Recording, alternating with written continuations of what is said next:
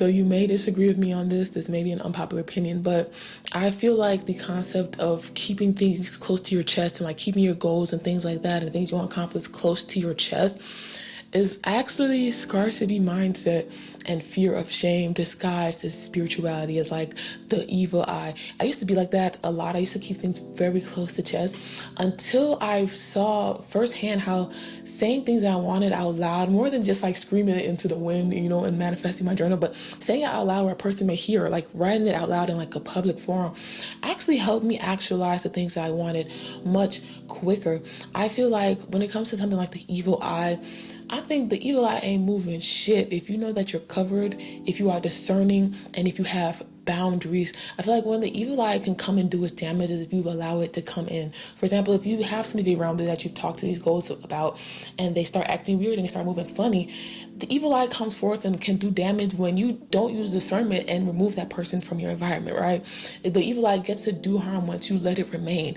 I feel like it's actually a blessing if you say something to somebody in your circle and they start acting funny early on, because then you can know to remove yourself out of the situation quickly, versus when you've actually actualized success and you have more to lose and then you find out that somebody's acting weird. People are out here, they will sink a whole ship if they feel like they can't be captain. So you'd rather have that earlier on as a blessing versus having that later.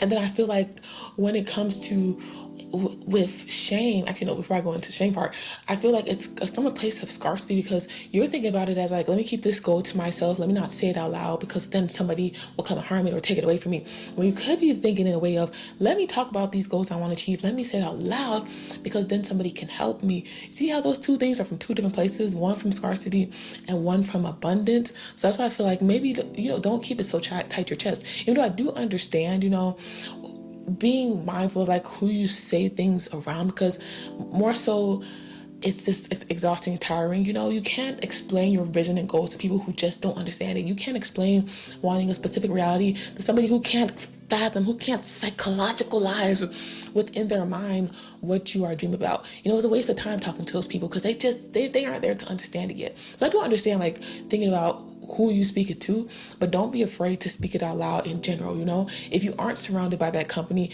go out and find that company who you can talk about things out loud. And I feel like it also comes from like a place of shame of like, oh, I don't want people to see me fail. What if I fail? Stop right there, because if you're afraid of shame, I feel like scarcity and shame are the two big hindrances to achieving one's goals and going big and trying to achieve a dream. Because you need to fail. You need to fail as quickly and rapidly as possible. And if you're too afraid to fail, you're going to be taking those baby steps trying to be perfect and trying to